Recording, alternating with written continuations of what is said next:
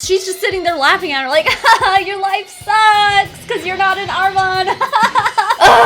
This video is sponsored by NordVPN. Hi, I am your mommy, and I'm his mommy. I'm everybody's mommy, and I'm here to tell you about today's sponsor, NordVPN. When you connect to an unencrypted network using the internet, you're sending a ton of information that can potentially be intercepted by some super bad guys on its way to the world's widest web. With NordVPN, it's kind of like locking up all that private, important information of yours and sending it along on a much safer path. It's kind of like putting a baby in a car seat, or even like one of those toddler leashes that everyone likes to make fun of, but they actually serve a really important purpose. Can we stop making fun of people with toddler leashes? Anyway, enough with the analogies, let's get into some acronyms. VPN stands for Virtual Private Network, and with Nord, you can be sure that your personal information is being kept safe and secure. Not only that, but Nord opens up the possibility of being able to consume content that isn't available in your country. For example, you can watch Australia's Netflix library from your home in Canada, or you can read news articles that you could only read in Europe. It basically makes the internet think that you're in a totally different place than you are. And hey guys, it's NordVPN's birthday! So for a limited time, every purchase of a 2-year plan will get you 70% off, plus 1 additional month for free, and a surprise gift if you go to nordvpn.com/SavannahMarie and use the code SavannahMarie at checkout. Protect your private information like you would a teeny tiny little innocent baby in a car with NordVPN. NordVPN does not claim to actually protect babies, unless for whatever reason they're using the internet too, in which NordVPN would protect them too. Thanks NordVPN for sponsoring today's video, and thank you guys, my audience, for checking them out. They keep coming back to me because you all are that awesome, so thank you. Now, are you ready to just be absolutely infuriated? Me too, let's go! I was sent this team call by someone who wants to remain anonymous, but damn, I tell you what, I did listen to it a bit and I felt like it needed to be shared. We've been talking about cults a lot on my channel lately, and I feel like this particular team call, from what I heard of it, really hits on the E of the bite model, being emotional control. Just the way this woman talks. This whole team call is 43 minutes long. Quick disclaimer, I'm going to probably cut a little bit of it out just so that this video isn't like super stinking long with all the boring stuff, but I'm gonna make sure the context is all still there no matter what I cut out, so you're not missing any of that. Without further ado, let's just listen to it. Yeah, it's just buckle in. Hey guys, good morning. Welcome to our team call. This is independent consultant and executive national vice president with Arbonne. And this morning we have an amazing guest speaker who is going to be sharing with us. And she is an executive national vice president. She has a powerhouse success line. And just recently we got connected. She reached out. I forgot to mention that this, obviously, I'm sure you've noticed, is just audio. I do not have the video of the team call. I don't know what I'm gonna do with editing here. Maybe I'll try to find a way to make things interesting visually for you, but yep, this is just the audio. I didn't get lazy and not want to blur anyone's faces. Like, I legitimately don't have any faces to blur. We're like long lost besties, as it, like, there's so many relationships like that in Arbonne where you're just like, how have I not known you all my life? Like all of those girls that I know a lot of you guys know or probably follow on social media. I probably just cut a lot of this out, but just so you know, these two teams, so like this lady talking now and then the guest speaker who's gonna come in, from what I've been told, they both run very successful teams. So she just got done listing some pretty well-known high-ups in Arbonne. Obviously, I'm not gonna post their names or anything. But yeah, I also feel like what's so interesting about this is it kind of is going to give us a look into these successful teams and like what does it take to really be successful in these companies. And they're all like in her downline. She's like seriously such a rock star, and we're just so blessed to have her on this call today. We're so excited. Go ahead and take it away and just share your story, share your tips. Like, we're in a place right now where our success line is like definitely in crazy momentum. Lots of like big, scary goals are being chased right now. And so just whatever you have to pour into us, we're so excited. Yay, I'm so excited. And I can't wait to hang out in person. Hello to all of you guys. I actually love leading calls for other teams because I feel like secretly like free, like I can say whatever I want because you guys don't really know me, but hopefully I get to meet you one day. And she's gonna do whatever she wants. So I'm like a very real, we'll be crying, we'll be sweating, we'll be yelling things. Like I'm very myself. Like there's no way I could be fake to you. So I'm going to be real with you guys. And if anything that I'm saying feels like it's hitting home, or you're like, "Oh, you're talking to me, that's God, that's not me." So I'm just going to say it like it is. So I hope no one gets like offended or upset, because I just can't be fake and I just have to be real. That was a very small mention of religion, but still to be like, this is a sign from God that you need to work harder, basically. Like, the whole religion thing doesn't get brought up too much in this group call, but it is always important. Just when it gets brought up, I like to mention it, because even if not every person on this team call is necessarily religious, there's probably some people who are, and at least to be like, hey, the words I'm saying right now, it's not coming from me, it's coming from God. That's sketchy, and it's also a means of manipulation. Also, your leader is super amazing too. So I'm sure she says it like it is, and I've listened to some of her training. So I'll share with you a little of my story from the beginning and kind of what some shifts were with me. I don't think a lot of people know my story. So I've been in Arbonne for 6 years in February. I'm a boy mom of 3 boys, and I have a 6-year-old, 8-year-old. They're watching a show right now. They're thrilled to be watching a show, drinking their green shots, living their best life. Drinking their green shots. Now, I don't necessarily know what that is, but I'm almost positive that that is like an Arbonne thing. Ew. Okay, that looks hella gross. She's just like, they're happy as can be, just sitting on the couch drinking their green shots. Like, I'm sure they'd much rather have Kool-Aid, but alright. But it also looks like these green shots, like everything I'm reading about them, it looks like it's for like digestion and stuff. And it's like, do you really need to be giving your kids that? Not that you need to be giving your kids Kool-Aid, because I mean, that's not gonna do anything for them either, but like, I don't know, it just doesn't seem healthy. Like, I would not give Sparrow a green shot of any sort unless her doctor told me to, you know? Meanwhile, these Arbonne Huns are just like, no, drink this every day. You love it. You love it. Please stop. On that Unwell Netflix series, that Dr. Z guy was making, I think he called it Elsa tea, and he was just making like a essential oil smoothie for his kids. Like, what is it with these MLM distributors forcing these products on their children? Advocare even had an energy drink for kids. This is all besides the point. But again, this is really, really interesting to me because we see it time and time again. I joined Arbonne not for the business at all. I just wanted to have the discount. I had really, really bad skin. We hear that all the time too. I never believe that that's true. I seriously do not believe that there's a single person on this planet who joins an MLM just for the discount without any just little thought in their head that maybe someday they'll make money off of it. Like, there's not a single person who isn't even considering that at all. I mean, come on. Literally, my whole forehead was like 500 million freckles, had a baby. I had a mustache, and I had like this crap under here. And so you never, ever in your entire life would ever catch me dead without makeup on. So I just went on a detox my life journey. And my best friend, she's a single mom of 5 kids who is so freaking inspirational.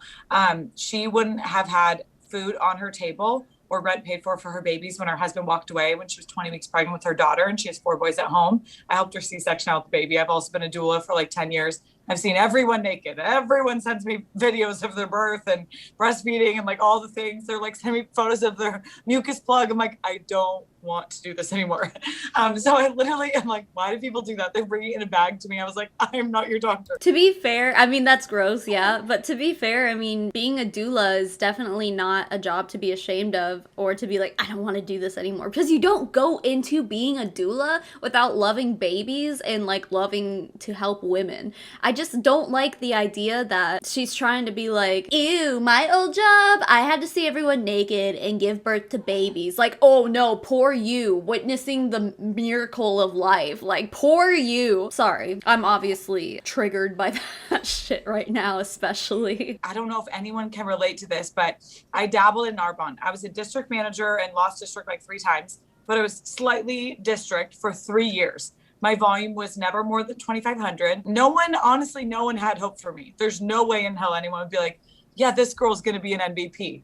Every time, so we did a lot of in-person nation meetings every month, and they'd have people who hit their DM bonus or promoted, like go up and take a picture. Every time I'd pretend that I had to go pee, and I'd go to the bathroom, and I'm just like, oh my God, like I'm just going to pretend I'm going to the bathroom. I'd be like crying in the bathroom because I'm like, I am not worthy. I'm not like her. That should concern you. If you're involved with something where you feel like you're not good enough to the point where you have to remove yourself from that situation and pretend you're going to the bathroom every time you feel like you're not doing good enough, that's an issue. I can't be the only one who sees that, right? Too messy, I'm too emotional, who would follow me? Like, I had all the head trash, and I didn't really understand what was in my hands. So I dabbled in district for 3 years, and I had 1 or 2 teammates a year. I looked for people, don't do what I do. This is learning lesson for me. I looked for people that were alive, with a pulse.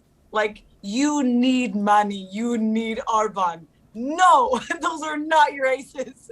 You don't want people that need money, even though I did need money, but you want people with depth, people that you want to travel with, people that you're inspired by. When they walk in the room and they light up the room and you're like, I am obsessed with you. I want to be at a restaurant. Like, those are people that you want to do business with. So I'd look for like a teen mom that would lay in bed till, I used to mentor teen moms too for like 5 years. It was very intense. And they'd lay in bed till 2 p.m. and I'm like, you need money? Okay, this bothers me. First of all, to be like, I preyed on teen moms. Like, she essentially said she's preying on teenagers. Like, very young people who have no life experience. Essentially, people who don't know any better. Not to mention, like, she's kind of talking shit about people staying in bed till 2 p.m. And while a lot of people, they just, like, have shitty sleep schedules, a lot of time that can be attributed to mental health, like depression and stuff like that. So, yeah, alright, let's just prey on some really, like, the most vulnerable people you can find is basically what she's trying to tell you to do. Find someone who definitely doesn't know any better and probably needs a good pick-me-up and prey on that. Like, ugh. And they're just like, oh, sorry, I didn't get on the 10 a.m. call. I was sleeping. I'm like, oh my God, you're lazy. Like, if anyone's in bed till 2 p.m., I'm literally gonna slap you. I can't. And mom's in the room, like, I don't think I've slept past 7 p.m. in 100 years. Like, that's over. We're over it. But I'm going to share with you guys, I think the longer that you're at a level when you feel stuck, which you're not really stuck, but I felt mentally stuck. I just felt like each day and each passing month, I'm like, I'm literally getting worse at Arbonne. I'm getting worse. My mom would spend $500 to $1,000 a month. She's super codependent like me.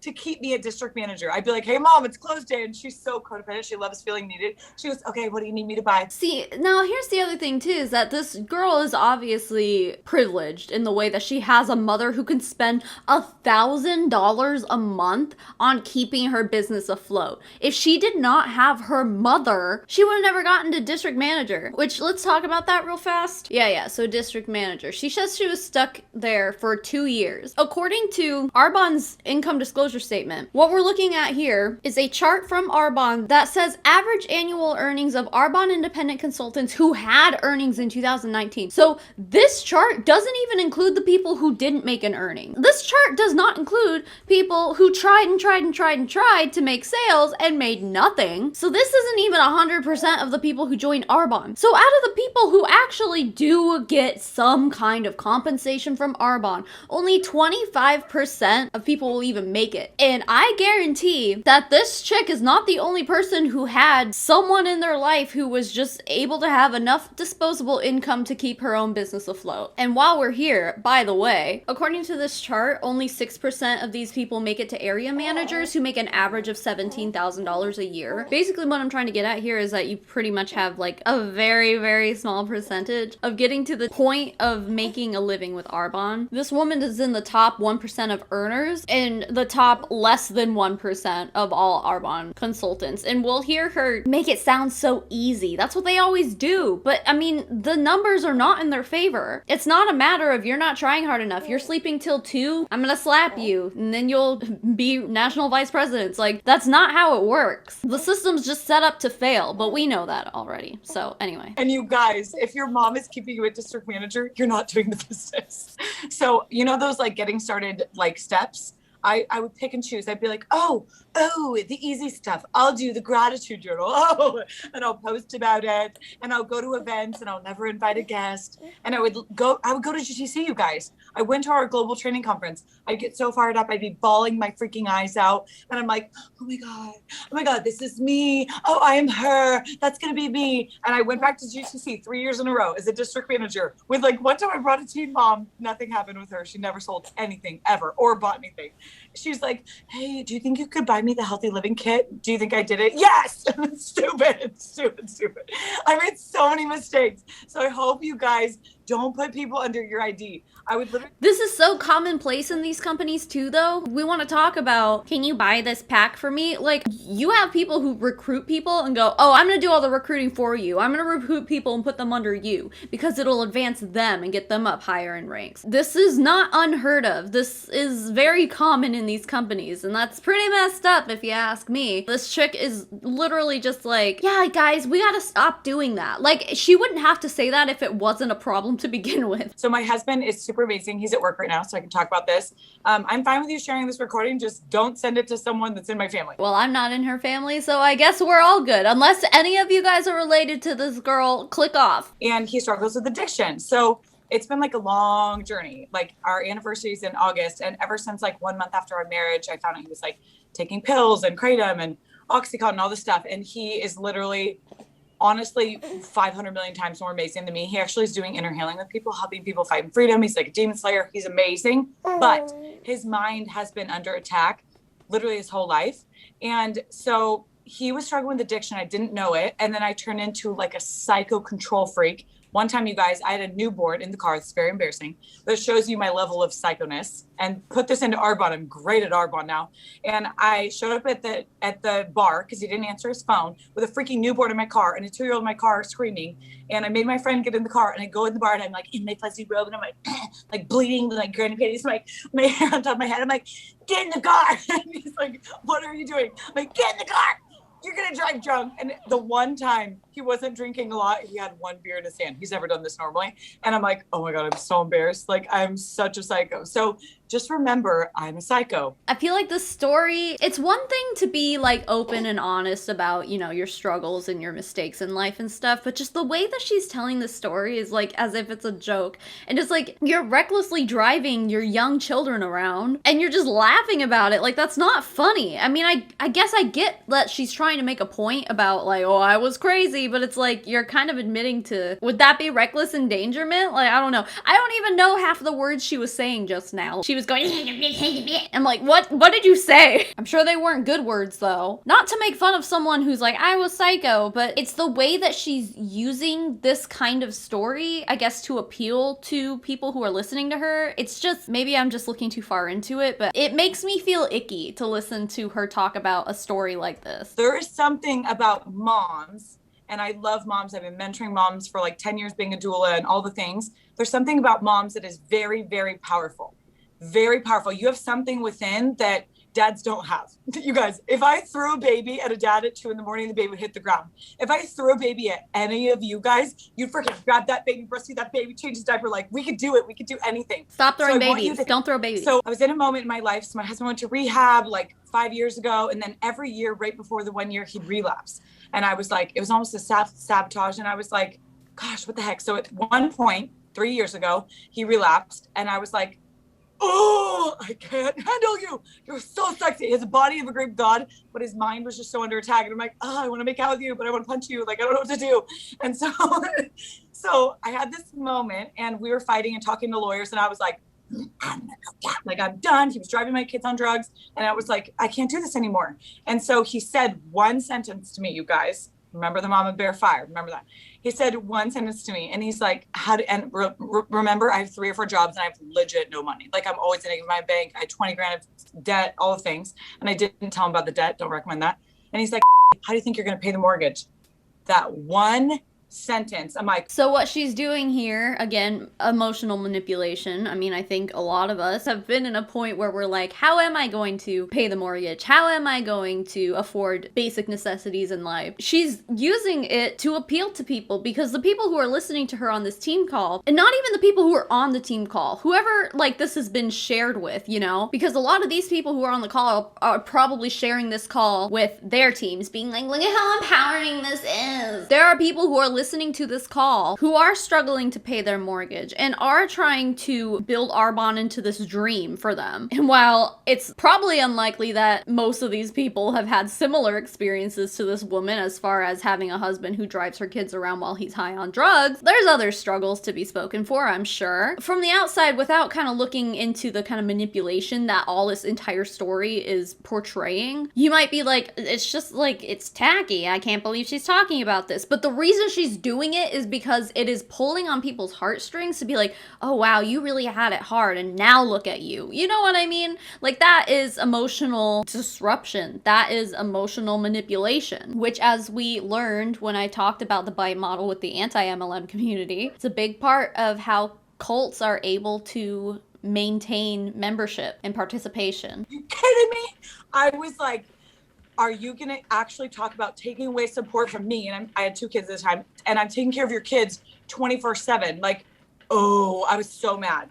So I had something happen in me. I go to my tax lady, like right after that, and she's like, she's so annoying. I fired her. I have way better tax person now. And she's like, this is not a business. This is an expense. Because it is. If you are $20,000 in debt and the only reason you're still being kept with your head above water is because your mother is essentially paying your way into it, that's an expense. If you're not actually making money yourself, if you're losing money, like, it's an expense. And your tax lady had every right to say that. And she was right. To laugh and shrug it off and be like, don't listen to her. This tax lady, my lady who said that it was an expense, she is an idiot worth firing. This is another way. It's information control. All right, so we want to talk about the bite model. The I in bite is information control, and this is pretty much a good example of it, of being like, hey, this professional is saying this shit, but don't listen to them. She's a hater. She, you know, it's like, no, she's just doing her job and she's telling you the truth. Obviously, this chick ended up being in the top less than 1%, so she can be like, look at my experience. I've had this experience. It is a business for me now. It's like, yeah, but it wasn't at that point, and you honestly really got lucky, chick. I was spending about $10,000 a year on Arbonne, which I already was gonna buy those products anyway, so guys. $10,000 a year. Okay, so her mom is giving her $1,000 a month to keep her head above water, and she's paying almost $1,000 a month. Like, no fucking wonder she was able to maintain her rank. I'm not sure what the PV requirements are for her that level, but I guarantee that if she's spending $10,000 a year on Arbonne and her mom is spending $10,000 a year on Arbonne, that's enough to keep her there. Not everyone can do that. First of all, that's a lot of money to spend on skincare and protein shakes and powders and fizz sticks, you know? Like, that's a lot of money. I mean, I have a family of 4 and I don't think I even spend that much on groceries in a year. And again, the reason this is so concerning is that this is a normal thing that people are, while this chick is obviously like, don't do that, I did that, don't do that, there are other teams out there, many other teams, that are encouraging people to do this, to open credit cards and be like, oh, just put it on a new credit card and you'll work your way back up and you'll earn it back and you'll pay it off, no problem. Like, we see that all the time. This is not healthy. See, this is the thing that should not be normalized. This is the thing that we don't need to be like, oh yeah, I was spending all this money. Like, you probably are too, but look at where it got me. You know? Okay. People have a built-in budget for skincare, makeup, nutrition, health stuff. They already are buying those just from random places. Yeah, but Arbonne is like so overpriced. You can buy those same exact things from random places, but they're gonna cost you a lot less. They're sure as shit not gonna cost you $10,000 a year. Come on. It's an expense. I get to write it off, bitch. Okay, so she said this is Wait, hold on. I know I'm pausing a lot. I'm sorry. But at what point is it not an expense anymore? She just said that she writes off all of her Arbonne purchases as an expense in her business. What is the line between business expense and personal use? I'm sure there's a line. There has to be. I'm not a tax expert, but I know some of you guys are, and I'm sure you'll tell me in the comments. I just don't think that that's legal. I don't think she can be doing that. I don't think she can just write off whatever she buys from Arbonne as a business expense. It's like when the Monet Huns say that they write off their haircuts and stuff like that. Like, that's not a thing. I mean, it's a thing, but I'm pretty sure they should not be getting away with that. And I like had tears in my eyes. I was like, is this a business? And I pictured myself marching back in there and quadrupling my income, being like, bitch, this is a business. And oh, it felt good when I came back as an RVP. She was like, oh my gosh, my income went from 10,000 to 12,000 to 80,000 to 157,000 last year. And I'm not saying that blah, blah, or talk.com. I don't give a shit. But I'm saying that to tell you these moments in your life can change everything. Because in that moment of my husband, I'm so grateful that he said that to me. And he said, how do you think you're going to pay the mortgage? I was like, oh my gosh, like I am fully dependent on you. So if that, I want you guys to think about this, like dig deep right now. If that main income source in your family was gone, like he died or something happened, like my dad died of cancer when I was 13, my mom was left, my grandma supported us or else we'd be on the streets. So if that main income source in your family was gone, what would you do? What would you think about that? If that gives you anxiety, you got to build this thing so big so that even if that main income source is gone, if my husband got fired, I'm like, I'm not into the corona vaccine, all things. My son had a really bad vaccine injury. And if you want to know why, I have like lots of reasons why, but he had a really bad injury. And so I'm not down for the corona vaccine. This is totally side note. And so I said to my husband, if your work tells you you have to get that mandatory, walk out. Peace, bitch, let's do something else. It must be fucking great to have built a business off of the losses of other people so that when your husband's job tells you to essentially practice your civic duty of getting a vaccine to contribute to the greater good of everyone else around you, you can just be like, nah, fuck that. My wife's in Arbonne. Like, oh my God. But wouldn't it be fucking nice to be able to quit your job because someone's trying to tell you to help other people? It's for the greater good of everyone around you. These people like to try to be like, oh, my life is just about helping people. And it's like, but you won't get a vaccine. It's been a year, people. It's been a year. Can we stop with this shit? But that is because I built this thing so big that it doesn't even matter even if we didn't have his income. I want you guys to think about this. If you don't have a plan B and you are not giving every bit of your heart and soul to this business, ask yourself why? Why? How dare we not build this thing so big? She's also making these comments as if it's just easy. If you work it, it's gonna get built big. No, some people will work it and work it and never get anywhere. And when I say some people, I mean most people. Bitch, you got lucky. It's not just like oh, my husband threatened to leave me and then I wouldn't have a way to pay the mortgage. Maybe I should start buckling down on that business I've been working for 4 years. You know, it's instilling false hope, and that's just This is another life-changing moment when he told me like how you can pay the mortgage. And then I went to a teen mom's birth. She was 14 years old. I didn't even know 14-year-olds knew how to have sex, but they do. And I was going to her birth and my kids were super, super sick. They were moms in the room. Oh, roughest nights of your life. They were barfing and diarrhea, both ends. I was up 17 times with the kids. I wasn't pregnant with my son at the time. This was like 3.5 years ago. And I was like, oh my gosh. And my main sitter was sick. So they had a random sitter, which I'm not about random sitters. And I was like, oh my gosh, like I have to go to this 14-year-old's birth. And like my mom was out of town and my husband was working. And so I had this random chick watching my kids and they were banging on the door, snot running down their face, banging on the door, being like, don't leave mommy, don't leave mommy. They were, I think 5 and 7 or no, 4 and 6 at the time. And they were banging on the door and saying, don't leave mommy. Literally like such a mess. The house was a mess. It smelled. And I'm driving to the hospital. I just want to stop here and say that even though I know exactly what she's doing and I know exactly why she's telling the story the way she's telling it and for what reason, just to try to get people to buckle down in Arbonne, buckle down as if it's going to help anything, I still feel like emotionally kind of tugged on right now hearing that story. Like if I look down at my sick baby with snot running down her face and diarrhea coming out of her butt and begging me not to go, I wouldn't go. Sparrow doesn't really get sick. She's about to start school this year, so I'm sure she will get sick. But I stayed home with her from work a lot of days. I was lucky to be able to do that. There were a lot of days when she was sick and I could not leave her. Like, I get it. And what she's doing right now is just like, oh God, the poor baby. Oh, the poor babies. They just want their mama. Yeah, that breaks my heart. I don't know this girl. I don't know her kids. Still breaks my heart. Emotions. Tugging on emotions. It's extremely manipulative. And I'm driving to the hospital sobbing my eyes out because I knew in that moment, like that is mommy's job. Like when your kids are sick, like that's your job to take care of them. They don't want dad. They don't freaking care about grandma. They want you. And so I knew I was making a mistake. I was gone for 48 hours. I came back. It was like such a mess. I came back from that and I looked my son in the eyes like mommy is done. I knew in that moment, I said, I have not given you the best of me. I've given you the leftovers of me. And I'm not going to mentor teen moms anymore. I'm not going to do births anymore. I'm going to work at home and be a mommy. What do you think about that? And that little 5-year-old looked back at me with tears in his eyes and he hugged me. He said, thank you, mommy. I miss my mommy. Like you guys, look at your why in the eyes. I let for 3 years my kids be an excuse. If you are, whatever your excuses are, I want you to write them down right now. Whether your excuse is I'm too busy with work, my husband's not supportive. You guys, I paid $500 a month. My husband was not supportive through his like up, down, all the things. He was not in a good place. I paid $500 a month to pay babysitters to work Arbonne, to go do power hours, to do one-on-ones, to do events. I didn't have my mom helping me. I didn't have my husband helping me. Like I paid babysitters and I didn't have money for that.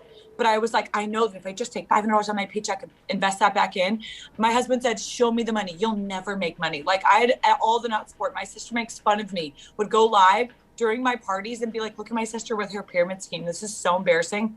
Side note, she uses Dove deodorant and like has really bad blackheads. So who's winning now? Rude. Fucking rude. Yeah, let's just throw some ad hominem at those haters, honey. Your sisters are not safe from the ad hominem attacks, baby. She's literally still a hater. I'm like, okay, you're trying to get pregnant, like your hormones are a mess, whatever. So fuck, that's bad. She's literally making fun of someone for her hormones being a mess. Like what? And also, how's Arbonne gonna help with that? It's not. She's just sitting there laughing at her like, your life sucks because you're not an Arbonne. Wow. Wow. I had all the head trash. All of us have head trash. I would say 80 to 90% of this business is in your freaking head.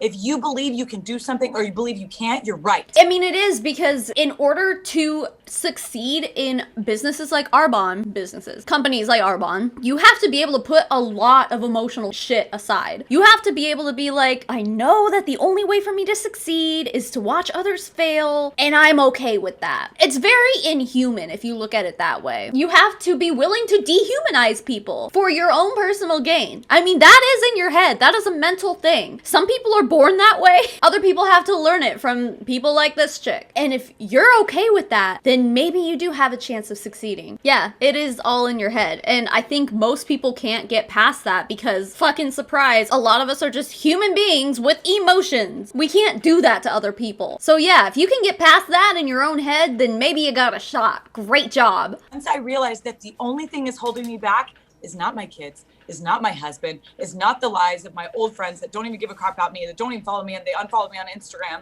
Like, it doesn't matter. I just burped. Funny. It doesn't matter what people think about you guys. It matters what your kids think about you. You're looking your why in the eyes, whether it's yourself, whether it's your husband, whether it's your kids, whether it's your future kids or adopting babies or whatever it is that you have on your heart. Look at them in the eyes and say to them, I'm drawing a line in the sand and you are worth it to me. You are worth it to me. Because rather than saying, I don't feel like doing Arbonne, or I don't want to do reach outs, or I don't want to follow our system, you guys are freaking. Our system works. It works. I didn't follow it for 3 years. I was like rolling in the mud, sad, depressed, all the things, so much debt. Every single credit card was like maxed out and I was doing minimum balance. So if you've ever been there, I get it. But you have to have more in this business than just wanting to be successful. I love money. I love Amazon, but my heart is so in it in this business. If my entire team quit today, the entire team quit, I keep going. I already was rebuilding. I'm going. I'm not stopping because my heart is in it. So if your heart is not in it and you're just like head game about like, okay, 10 reach outs and we're following this and go to this event, and you're kind of like automatic and you're not looking at the humans that God is bringing into your life who are talking back to you and they are screaming. People are screaming, you guys. God. This is her way of saying, look, God put me in your life for a reason. God made me say these words for a reason, and you need to listen to them because God put me here. It's like, okay, all right. Manipulative. Are you skipping over people or prejudging them or not offering it to people that you think would freaking kill it? But see, now she's basically saying, because before she was like, I would just like reach out to anybody. And then she was like, you shouldn't have done that. But now she's just like, are you skipping over people? Are you prejudging people? It's like, I don't know. I just feel like it's hypocritical because first she's like, don't reach out to just anybody. And now she's like, reach out to everyone, even if you're prejudging them. It's like, what is it then? For example, when I reach out to someone for the business, I'll send them a video reach out on Instagram. When you think about this, when someone is getting a reach out from you, audio message, call, a video. The reason why is it sets you apart from 95% of network marketing professionals, which they're not professional, they're copy pasting. What constitutes a network marketing professional? Like, anyone can go through the motions, but most people just don't because they can't get past that mental, like, oh, I don't really want to fuck people over just to succeed for myself. I think you're amazing. You go to my kids' school. This is an example. I think you're amazing. We've connected. I always have 2 or 3 touch points with someone, whether it's interacting on social media or see them at school or let's go on a walk or go to lunch or like a mutual setting. Because I think if someone's totally out of the blue, never even spoken to you, never even liked a photo, they're like, I'm a little creeped out. So I'm on touch point 3 with her. So we've connected here and there, blah, blah. We've become friends. We've built a little bit of rapport. And I send her a video reach out. Very brave, you guys, very brave. And I'll be like, I think you're freaking hot. I think you're amazing. I think I've been watching you and I look and pray for people that would literally kill this business. And I think you would be someone that would go to the top. And I literally know that you're probably rolling your eyes being like, this girl's freaking on crack or something or too much biz. And I know you probably think I'm crazy, but I feel like you should check this out because this business is smart and you're super, super smart. And I think just another stream of earnings could totally add value to your life. And I literally will never bug you again, even though we will bug them again. It just like takes off pressure. I'll never bug you again if you just check it out. So she's like sitting here admitting to lying to people. I'll never bug you again, even though we will. Guys, it just takes off the pressure. I mean, I guess at this point we should just come to expect that, right? We should all just kind of know that they can sit there and say they'll never bug you again, but they're definitely gonna bug you again. 20 minutes, check out, watch the recording, jump on a call. Would you just humor me and write down 2 names and referrals and just tell me what you think? When you take the pressure off and tell them, I'll never bug you again, but we will. And you tell them, like, just check it out. I'm not saying, oh, let's make money, join my team, give me your social security number. I'm not doing that. I'm saying just check it out because you're smart and this business is smart. That wasn't a very long nap. Damn, boy. Back at it again with that dinosaur onesie. Ooh, and that spit up. Ooh, oh. And that's a 1-minute reach out. Audio message, call, or video message. No texting. Stop texting. Texting, you can't hear. Tell me you can hear that excitement in a text. No.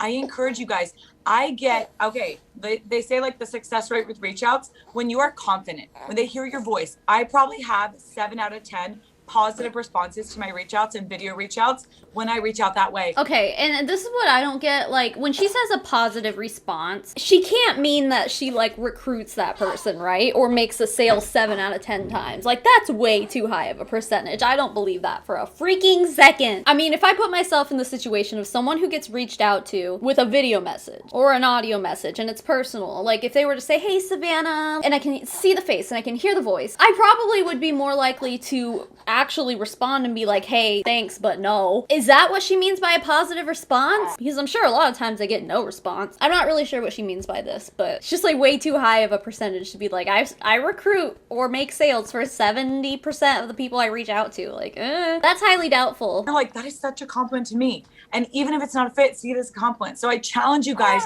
to be vulnerable, be real, tell them why you thought about them, but do not text. Stop texting because it sets you apart from everyone. Even if she thinks I'm a freaking crackhead, she'd probably be like, I actually feel very complimented. And I bet you she would give me a referral and I bet you she'd watch the recording or jump on a call. Yeah, I mean, this is when it gets into love bombing. Even sending someone a message and being like, hey, beautiful, I saw your profile and I just thought you have such good style. Like that, again, is, you know, kind of a manipulative thing. This lady is saying like, you know, reach out to someone and compliment them and they'll definitely give you a referral, which by the way, the person who sent this to me also sent me this. They have a funnel system, is what Arbonne calls it. I'd never seen this before, but I thought it was really interesting. Sorry about the baby coos. You guys usually just like melt over them, but I'm sure there are some people who are just like, get the baby out of here. I can't, okay? I'm a mom. I'm a working mom. But the funnel system is up on your screen right now. You can look at it, pause it, and read it if you want. My thing is that when I first heard this, I was like, who is so weak that like having some random lady being like, you're so pretty and you're so funny and cute and tall, y'all.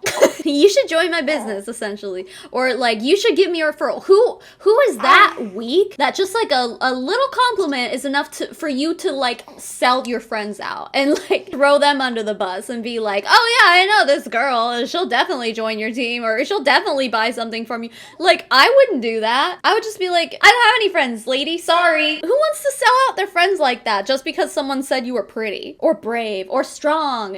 Still, it's like, I would hope that there aren't that many people out there who feel that way. I was holding myself back because I was believing lies about myself. But when you believe in yourself, when you are confident, when you guys feel like you're part of doing something that you're put on this planet to do, people won't even know. I literally had a girl join my team. I'm not even kidding you. And she was watching my stories, interacting with me. She went on my website, and she joined the team. And she said, I literally don't even know what you sell. I have no idea, but I want to be part of someone that's making a difference. And she joined my team based off my enthusiasm. I'm like, hell yes. And when people see me, I'm really extroverted. I will say that this chick is obviously very charismatic. She has a good personality. Like, I mean, even though I don't like anything that she's saying, I don't agree with any of the words that are coming out of her mouth, she still seems like a cool chick to get a beer with. You know what I mean? Or like cocktails or whatever. Yeah, you're gonna find people who are really drawn to your personality, and I get that. That's part of being an entertainer, a YouTuber. It goes to the same for network marketing. Like, if you're boring as hell, no one's gonna want to listen to you or watch you. Personality is a really important thing, and this chick has it. I'll give it to her. I was extroverted my whole life since I was a little girl, and for 3 years I was still extroverted. So they're like, oh, you're successful because you're extroverted.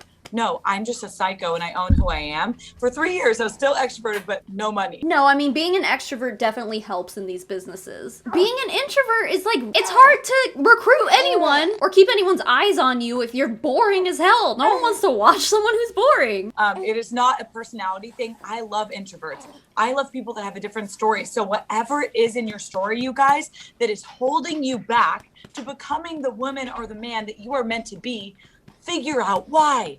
Why? What is wrong? If you ask your upline, ooh, this is a good one. You ready for a challenge? Ask your upline. If your upline, your direct upline who's working the business, if they are not working and sponsoring, they're not working business, go above them. Your direct area and your direct VP, and ask them, okay, if they knew, pretend I'm your upline for a second, just pretend, it's a little scary. Like, if I knew something that was a little tweak, like a 1-inch shift, you guys, a 1-inch shift in the ocean can create a tsunami. I had like 5 1-inch shifts and it was like, like all this stuff happened, but it wasn't like I'm changing who I am. Our system is the same. If you knew that your upline could speak into you, because I'm going to be real, as an upline, you guys, people are very stubborn. They're kind of know-it-alls. They're very dance around like being coachable. They're very inconsistent and they wonder, like, they sponsor 0 people. And you're like, you're not working Arbonne, but they're doing like 5 million reels or doing random stuff or organizing their office and making all these files. You guys, ask your upline, your direct area, your direct VP, say, if you knew something that could be a couple tiny shifts for me and my business, and you know how bad I want to work this business, you know my why, you know my vision, you know my heart, my story. Like, if you know something that you could speak into me, and I'm open to hearing it, tell me. Well, obviously they're gonna tell you. If it's gonna help you, it's gonna help them too. Obviously. People who are successful in these businesses only give a shit about themselves. They'll say otherwise, but I mean, that's not true. The only reason they care about anyone lower than them is because they see them as dollar signs. They see them as a business asset, not as a person. And a lot of them would argue that and say, no, you're being too cynical. It's like, all right, well then prove me wrong, dude. I don't see that. I don't see that at all. Would you want us to tell you? If you know it could change something. My upline, I'm actually like slightly unprofessional, like majority of the time. I would literally talk about like vaginas and nipples sometimes during a presentation in front of hundreds of people. And it was really a problem. And so my upline, and she's 3 nations above me.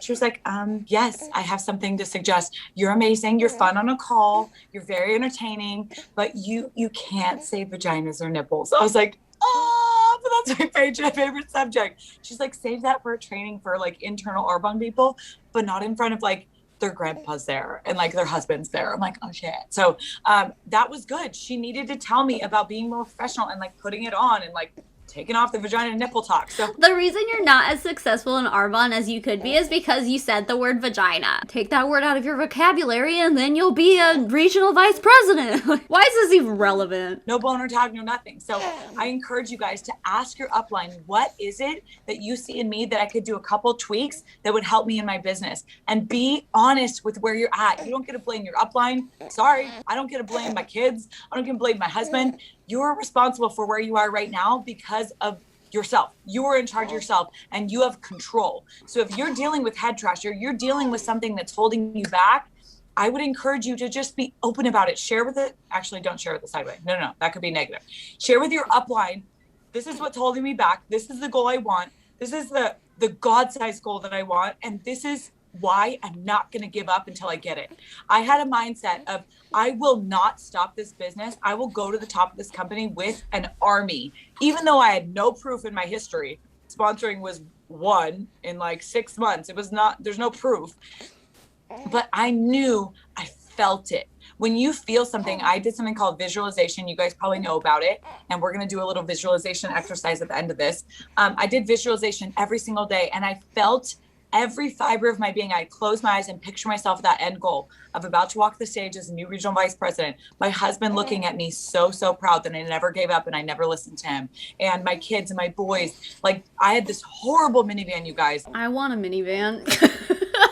I'm serious. Like, next time I ever need to buy a car, I really want to look into getting a minivan. They're functional. Now, they look dumb as hell, but they're functional, especially if you got kids. So every time I would go over a bump with this horrible minivan I got for free because I had no money, there was a huge like piece of metal from when I hit a pole texting and driving. Don't text and drive.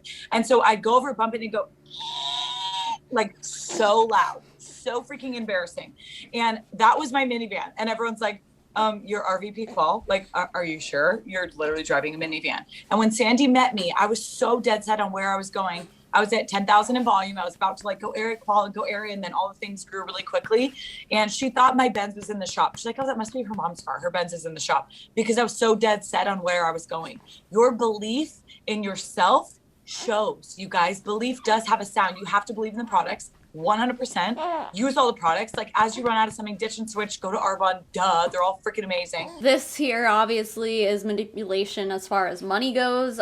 Just telling people, you know, you have to be a product of the product, like ditch everything in your life that Arbonne sells and switch to Arbonne. I think that's a legitimate strategy to, if you're really going to work the MLM business, you have to have that personal story of, look, I use this and I like it because this. But, you know, that's also how she was able to maintain being a district manager for as long as she did. That $10,000 a year probably came from just doing what she just said to do. You're farting and smiling, sir. That's my boy. You're just the cutest. You got messy hair, but you're the cutest. I love you so much. I don't even remember what we were talking about. Babies are cute. Oh yeah. She put herself into $20,000 in debt, and it was probably helped out by the fact that she was spending $10,000 a year on Arbonne. That's probably going to help you make sales eventually to someone somewhere down the line being like, I tried this and I like it. All it's gonna do 9 times out of 10 is just put you into more debt. You have to believe in the business model. If you don't understand the business model, if it confuses the crap out of you, watch the documentary called The Rise. Oh, my boobs are full. The Rise of the Entrepreneur. Okay.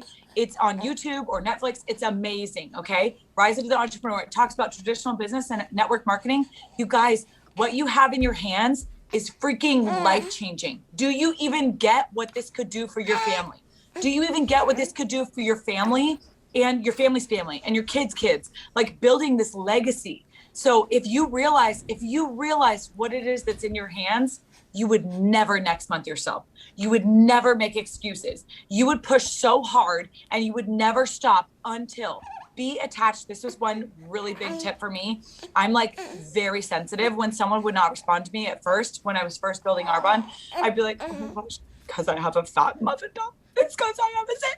It's because I'm too loud. It's because I'm too this. I'm too unorganized. I'd make up all these lies. You guys, assume best intentions about people. Assume best intentions about people, but also don't just try to pitch to anybody. And also don't prejudge people. None of that makes sense. It's a bit of hypocrisy going on here in this entire call. I reach out. I'm literally not emotionally or physically attached to their outcome to me.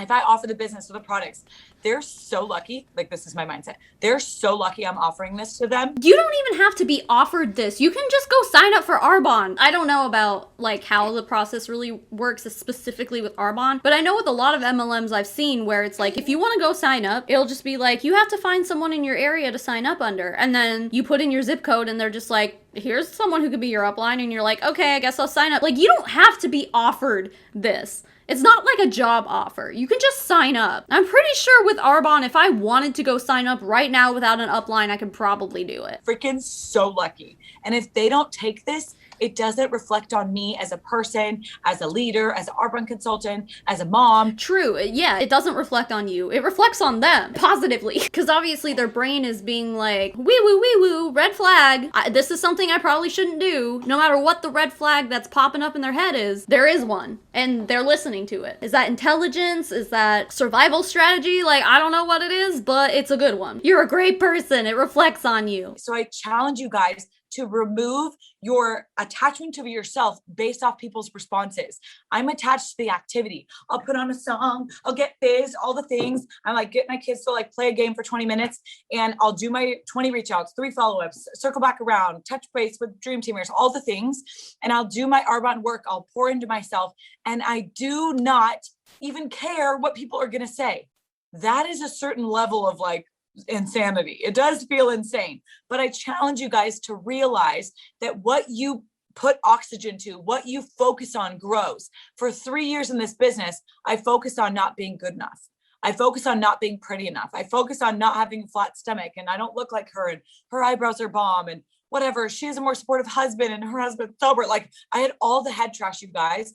I had that. And guess what grew? All of that grew. So if you believe that you can change your mindset and make those 1-inch shifts in your business and chase this business where, I'm going to be honest, I do Arbonne all day long, you guys, all day long, all the time. And my kids' school, when I'm volunteering at school, my husband's like, you're working, huh? I was like, oh, hey, I got her number. We're going here. We're going to get marks. This girl, oh my gosh, this girl's trying to get pregnant. I'm getting her with my naturopath. We're going to cleanse. Like, I'm doing Arbonne all day long because look at the people that you come into contact with. Are you offering this to them? Are you connecting with them? Are you adding value to them? Are you loving on them? Love people well. And I promise you that Arbonne will come. Arbonne will come. It will get brought up because you're so fired up. You're like, oh my gosh, like the front desk chick at my kid's school. She's like, oh my gosh, like always whining about being at that front desk. I'm like, yeah, my butt would turn into a potato. Like, I don't think I could do that. And I was like, I have the best job in the world. She's like, what's your job? I was like, have you ever heard of network marketing? She goes, oh, those pyramid schemes. I'm like, yeah, let me tell you what a pyramid scheme is, okay? Yeah, let me tell you about how Arbonne actually is a legitimate pyramid scheme. Pyramid scheme is when you pay to recruit. Do you not get paid to recruit in Arbonne? I don't fucking think so. You definitely make money off of someone being recruited. The problem with MLMs is that they have a very roundabout way of going through this. They don't say, oh, I get a bonus every time I get a new recruit. No, it's more like, I recruit someone, I don't get paid, but when they start making purchases, then I get paid. So they still financially benefit from recruiting. It's just in a roundabout way. And sure, it's legal, but that doesn't make it ethical and right. Just because you can do something doesn't mean you should. People have a built-in budget for skincare, makeup, nutrition. It's like a healthy Arbonne Prime where people buy it from their own stuff. I don't house inventory, and I teach and train people to be healthy and build a business from home alongside breastfeeding a baby. So that is amazing. And she goes, oh, I never thought about it that way. And she buys from me, and she sent me a dream teamer who's on my team now. That poor woman. Damn, bitch, you fell into the trap. Contact with people every single day. Why are you not sharing this with them? The more I made this, oh, don't get mad at me for this, but the more I made this business about myself, the more I was stuck. The more I made this about others and just being on fire for my purpose and my calling and realizing, you guys, I'm looking at all of your faces. Every single one of you guys have a desire and a dream in your heart. Every single one of you guys have a why. And if you don't, think about that for a second. I don't like talking in negative, but think for a second. If you don't achieve that why, and you don't hit your goals, and you don't give them the life of their dreams, if you don't give them more choices and more flexibility, or you don't get to retire your husband earlier, or you don't get a whatever X, Y, and Z, get out of debt, how does that make you feel? Horrible. If you don't get to retire your husband early, it's gonna make you feel horrible. Like, you need to lower your expectations. I'm sorry. As great as it would be, most of us just cannot do that. It sucks to be like, yeah, you need to lower your expectations. Telling anyone to lower their expectations kind of sucks because, like, I don't ever want to be that guy. But also at the same time, it's like, don't feel like shit because you can't retire early. Don't feel like shit because you can't retire another person early. What? You should not be made to feel bad because you can't do that. Most people can't. It's awesome if you can, but you're no less of a human being if you can't. Don't let Arbonne make you feel otherwise. And if you know that the only thing holding you back between your dreams and your vision is usually what's going on in your head, and inconsistency is a lack of belief. Inconsistency shows, oh, I don't think I'm going to do it anyways. I don't think I'm going to do it. Inconsistency shows that you're lacking belief in one area, yourself, this business model, or the products, and you can't blame your upline. Honestly, the hardest part about being a national vice president is I want this so bad for people. I want it so bad. I want to shake her. This chick like left an abusive marriage. I'm like, I want to shake you. Like, I want this so bad for people, but you got to want it for yourself. You got to be willing to do what 99% of people will not do. And I'm going to be honest, not a lot of people in network marketing, they sign up 1 to 3 people, business of the products. 90% of people in all of network marketing, don't say this like on like a DA, but I'm saying this to you guys. A lot of people will just sign up a couple of people and they just buy for the discount. That is network marketing. That's what they say. They just buy for the discount. You're looking for your aces in a deck of cards, you guys. P.S. All of you guys are aces right now. I'm just gonna let you know that you're all aces. In a deck of cards, there's 4 aces. So how many? I don't even know how many cards are in a deck of cards. So you're just flipping through the cards. Isn't it 52? You're loving people where they're at. You're telling them you have a 10 on your forehead. You let me know if you're ready to go, but I'm gonna go regardless. And the team will come. And her sister are a perfect example. When her sister decided to go nation, there was no proof. Like, whoa, woo. When her sister decided to go nation, I'm assuming that means national vice president, which is, I'm pretty sure, the highest rank in Arbonne. You don't just decide to go, like, every single person who signs up for Arbonne wants to be a national vice president. You don't just decide to do that. You immediately want to do that as soon as you sign up. Like, see, this is what I never get, is that people are like, you can make as much money as you want. It's like, well, who doesn't want to make a butt ton of money? No one signs up for this shit and goes, I only want to make a little bit of money. That argument never makes any sense to me. Everyone thinks she's nuts. But when you just start running, you will find people that are on the same trajectory that are looking for what you're looking for. And you will find them. I know it sounds crazy, but I believe in miracles. My own husband, that we are still married today, we have this miracle baby that we made on accident. It was a NICU baby for 21 days. My team went nation qual when my baby just got out the NICU 2 weeks before. Like, this is the thing. People are buying into your story and your vision and your belief. If you're not sharing your story and being authentic and being yourself, you're selling yourself short. And I want you guys to realize that all of you guys are worthy. All of you guys are beautiful. All of you guys are smart and business minded, and you're attracting the right people. But I want you to start with your mindset. If you're in a weird headspace, or your husband's driving you nuts, or your kids were crazy, or your boss was a jerk, get yourself back in a better mindset. Listen to a 20-minute training while you're driving. Ask me if I listen to music. Never. Not for the last 3 years. Hell no. I don't like Hell no? Like, okay, let's just demonize music now. Hell no, I don't listen to music. What is wrong with you? I mean, that's okay. If you don't like music, that's fine. But there are probably a lot of people on this call, probably most people who enjoy music. You can't just be like, don't listen to music. Hell no. Like, what? Then you're not human anymore. Like, again, like I said earlier, it's just dehumanizing. These companies are all dehumanizing. The more you pour into yourself, it's going to pour out of your team. And you know what statement used to piss me off that my upline would say? She'd be like, your business is never going to outgrow your personal growth. And she's like, new levels, new devils, whatever. But she would say that and I'd be like, oh, well, I'm at the same level for 3 years. So you're saying that I'm not growing? I wasn't growing. It's true. So I want you guys to think for a second. Close your eyes. Don't look at me. Close your eyes. We're just going to do a really quick visualization for 1 second. So close your eyes. I want you guys to just ignore the noise, ignore the kids, ignore anything going on right now. I'm not ignoring. You're driving. Don't close your eyes, please. Okay, so I want you guys to picture yourself. You're at that end goal of whatever it is, RVP, NVP, whatever it is. Maybe you're about to walk the stage as the new regional vice president. Maybe you just saw that 160,000 and you went MVP qual. So close your eyes and picture yourself at that end goal. How does it feel seeing that on your dashboard? How does it feel picking up that Benz? How does it feel paying off that last credit card debt? How does it feel telling your husband, telling your kids, telling your sister, telling your mom, all the people that never gave up on you? How does that feel for a second? What are you wearing? I don't think I have to explain why this is manipulative, because for most of these people, this will never happen. But there's a thing, and oh God, I don't remember where it came from. Someone will say it in the comments, I guarantee it. But didn't like Oprah promote it or something like that? It's like manifesting your thoughts to make things happen. Like, I forget what it's called, but it's like a real movement that people believe in. That's just like, if you can dream it, you can do it, essentially. If you put those thoughts into life, then they will happen for you. And then it's the same thing where it goes back and it's like, well, I have been doing all that thinking and meditating, whatever, and it's still not happening. And their excuse is always, well, you didn't manifest hard enough, you know? Hi, welcome to filming on my phone land. One of these days, I will remember to buy an extra battery for my camera. I just got my stimulus check, so like I should be able to do it. I just never remember to. You know what? Fuck it. I'm buying it right now. It's $13.99. Yay, it'll be here tomorrow. What does your face look like when you look in the mirror and you know that you crushed it and you gave every bit of yourself for that goal? How does it feel? How does it feel to drive past the people that said that you wouldn't do it, that doubted you? How does that feel to accomplish that goal?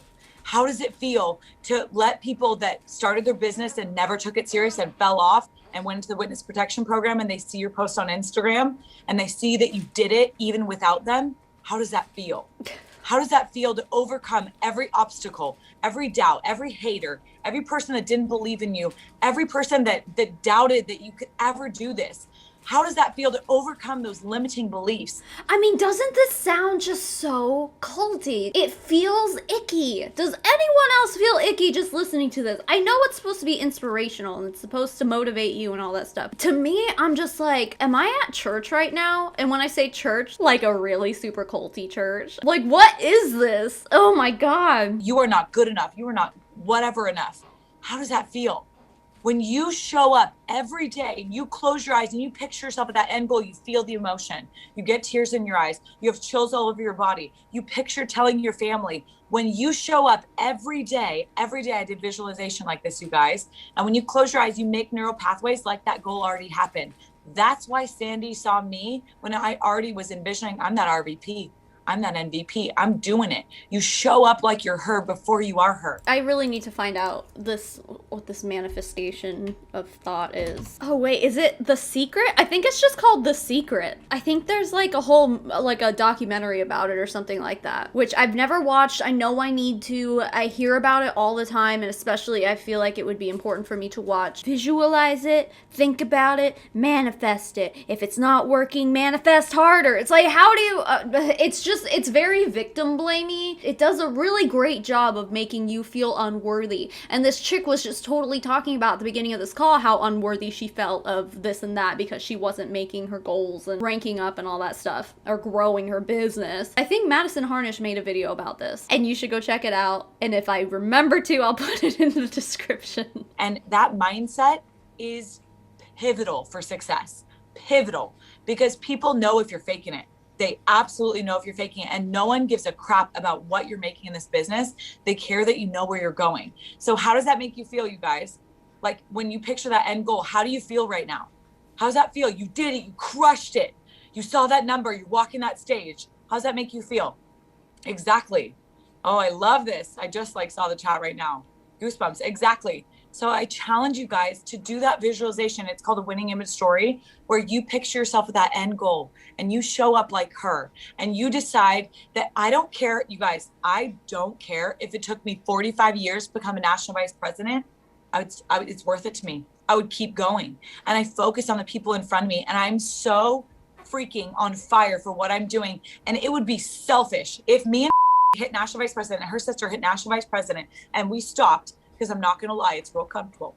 It's real comfortable. And your team's working, you're helping them promote. But if you stopped what you're doing when you hit an MVP, you don't get it. You don't freaking get it. Because I have people that join my team. I had a mom that I got on a call with her. She had tears in her eyes. She's 9 months pregnant with her second baby. She had babies back to back. And her 1-year-old literally screams for the childcare worker at nighttime. And she's screaming for that person because she wants to be comforted by the person who's there the most. It's not mommy. Emotional manipulation. And she had tears in her eyes and she said, asking for hope. She's saying, are you sure that I could do this? And I said, if you're willing to be coachable, work hard, be consistent, do what 99% of people won't do, and follow what I teach you. Okay, but we also don't want to make mothers feel bad about that. Like, I'm sorry, and it sucks, and I'm so blessed to be able to raise my own children at home. Not everyone is as blessed as myself and this woman, but people who can't do that should not be guilted for that. We've already done it, you guys. I was like, let's do it. And guess what? That baby came out 6 months later. She was done. She was working at home full time. She's a strong area manager to this day. So I challenge you guys to find out people's story, dig into their story, care for people, love them well, and decide that you're going to do what 99% of people won't do and show up. And if you have an excuse in your head, believe me, I had all the excuses. Believe me. Like, I want you to write it down, tell your upline, tell accountability buddy and say, I have the excuse that I didn't sleep good. I have the excuse that my kids are sick or whatever, but just show up. Even if it's doing 3 things for your business, even if it's just doing your mindset work, listening to a training while the baby's like nursing and fussy and boogers everywhere, and just do 3 connections. I obviously agree with this point. I don't think anyone should put their lives aside or their dreams aside just because they had kids. Because I was told that before I had kids, like, I was doing music, and a lot of people in my life were telling me, oh, you can't do this with kids. And guess the fuck what? I did do a lot of it with kids, and I do miss music. I could have buckled down a lot harder if I wanted to, but I was also doing YouTube at the time and also working a full-time job, so it was, well, no, it was part-time at that point. Either way, yeah, don't let anyone ever guilt you as a mom. Like, do what you gotta do, dude. And if anyone has anything negative to say about that, fuck them. Fuck them, seriously. Don't let anyone stand between you and your dreams and your goals, including your kids. Take them along with you. That's what I always say. So I do. This is one thing that's coming out of her mouth that I do agree with. Do something. Find one way to win the day, or 5 ways to win the day. And you guys, every single one of you guys could be an EMVP. I was the biggest hot mess in this business everyone has ever seen. And my success line, the biggest month we had last year was in 2020 was $2 million in sales. That is Jesus for you. That is miracles for you. That is not me. I take 0 credit. 0 credit. No, she takes no credit. She's not the one who built it. Jesus did. Except she also buckled down and started working the business and manifested all of this into reality. But oh no, she didn't do any of it. That was all Jesus. All right. Every single one of you guys can have those miracles too, but do you believe it? So we're going to end this. Sorry, I went a little bit over. We're going to end this with some affirmations together. And you guys can open your eyes for this. Keep yourself muted or else it's like crazy. Okay. So I want you to say these with me to end, and I want you guys to feel inspired, and do not next month yourself. Do not give up. I hate QV. QV lies. Ignore the QV. Look at the people. Look at the faces. Do it like a sticky note goal of, like, let's say you're at 0 QV right now and you want to go RVP qual. It's possible. You're an area manager, 0 QV. I don't even know what you've been doing for 2 weeks, so that's okay. I'm going to love you where you're at.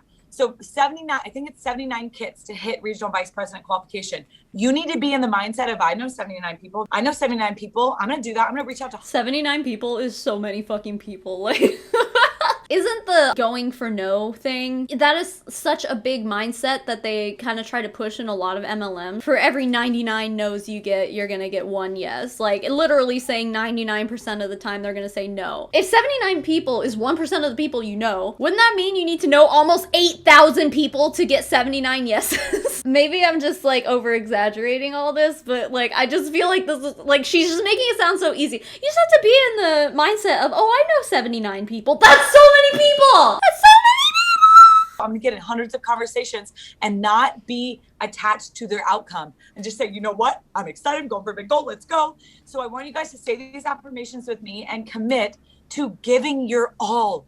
I bet you guys have given this business 10 to 15%. 10 to 50% of what you have inside. You don't know how good you are.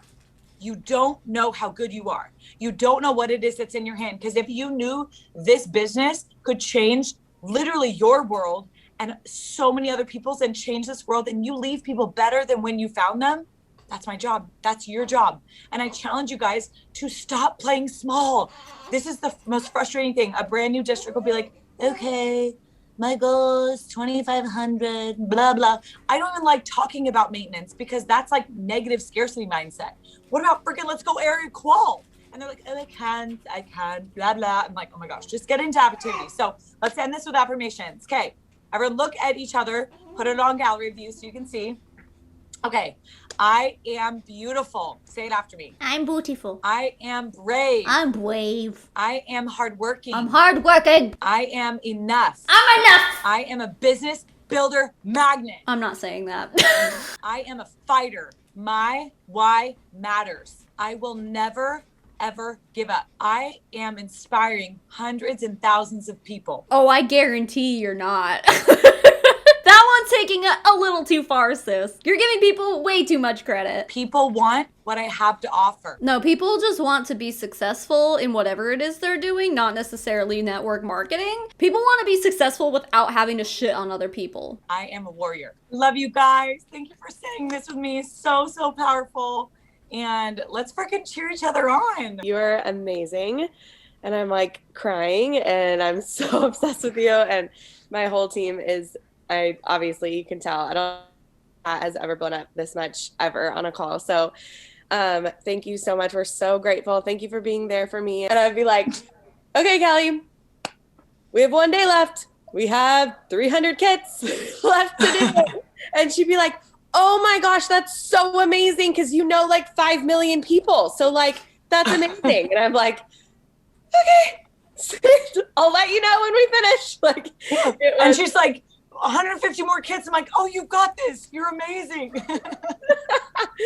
honestly, like, thank you for being But see, they're laughing about that because of how actually hard that is. I mean, maybe for someone who is at the top of the company, having everyone else underneath you make all those sales for you isn't as hard. But you can't expect one person to be like, yeah, you know what? I'm gonna sell all 300 of those kits. I'm gonna sell all 79 of those kits. Like, oh my god. They're laughing because it's funny. Like, it's a silly, silly thing to expect of somebody. All right, that's the end of this call. I know that was really long, but I need to find this chick on Instagram. Dude, she looks exactly like she sounds. I'm obviously not gonna tell you guys or show you, but I'm serious. Ugh, her kids are cute. Fuck, it's not fair how cute her kids are. But yep, she looks exactly like you would expect her to look. Calls herself a Bond mama. Cute. Anyway, yeah, I really think that that whole call was, while I can see how, like, if you were in the MLM and you were listening to that, I can see how you would want to be inspired by that because of her charisma and the way she speaks, and because she does speak with passion, let's be honest, but so do cult leaders, you guys. Why do you think people follow cults? It's because in a cult, you have like one very charismatic leader, and while obviously MLMs, there's multiple charismatic leaders in the form of uplines, but also like, you know, Gary Young with Young Living, you know, he was really, really a cult leader.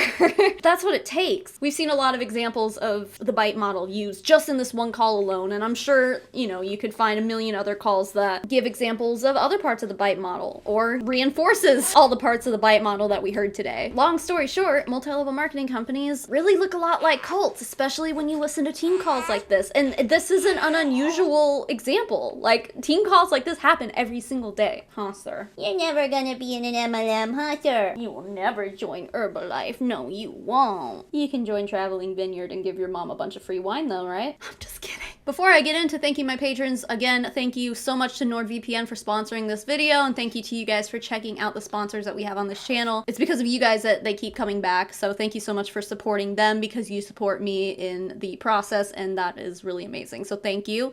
And now it's time to thank my patrons and my channel members. So the biggest thank you in the whole wide world goes to Amanda McMahon, Turd Ferguson, Katrina Rosemerick, Elizabeth Wyatt, Karina Winman, Maria Burchett, Meredith Nakata, Molly Wasilewski, April Lindblom, Boris Geller, Daniel Urena, E. Higgins, Erica Lauder-Craddock, Evan Adler, Eve Blondo, Justin Kelsey, Kelly Creffield, Kim Cartwright, Laura Lynn Martin, Maddie Darley, Rach J, Rachel McHenry, and Tuesday the 13th, and to the rest of my fabulous patrons and my members. Guys, I've been having a lot of fun in my Discord. Like last night, we all had a group voice chat going on where we watched certain videos of certain people who are trying to come back into this community so that we didn't contribute multiple views to this person, just so one collective view went to them so we could be aware of what was being said in said video. Y'all know what I'm talking about, and if you don't bother yourself with it. It's not worth your time. time. It's nothing. But we had a lot of fun. You know, I had some wine, we were all laughing. I had people messaging me after being like, that was so much fun, let's do that some more. Anyway, yeah, I mean, I just love every single person who is in this community. Even the lowest tier donation gets access to our Discord server. And it's just fun. There's some really great people. I have met people who started out as my patrons and now I consider them friends, you know? Like, I just love our little community so much. So if you want to be part of it, if you want to be part of the list I just listed off or you saw on the screen, or if you want to be part of my postcard club, any of that, you can either join my Patreon. What? I love you. I love you too. You can join my Patreon by going to patreon.com/SavannahMarie, or you can try to click the link in my description. Sometimes my links don't work and I don't know why. I can't figure it out. But patreon.com/SavannahMarie is where you can support me there, or you can click the button below this video that says join, and then you'll join the YouTube membership, which is the same thing. Same prices, same tiers. It supports me. You get access to all the things I listed, and it's a lot of fun. And in my last video, I mentioned that I'm gonna have new merch coming out soon. I put down a deposit for a new t-shirt design, but I also told the artist not to rush or anything, so I don't have a date when it's coming out yet, but I'm going to be retiring the Make Waves design. That's on my Teespring, so again, that link is down below. But if you want to get your hands on it before it's gone, I would suggest looking into that ASAP, because as soon as I get that t-shirt design back, I'm releasing it, because I am so excited about it. Oh, you getting fussy? Are you getting fussy? I know. Mommy's been filming for 2 hours. I know, and you've been just so great and so wonderful. Keep making waves, babes, and I will smell you all later. Mommy Tsunami out.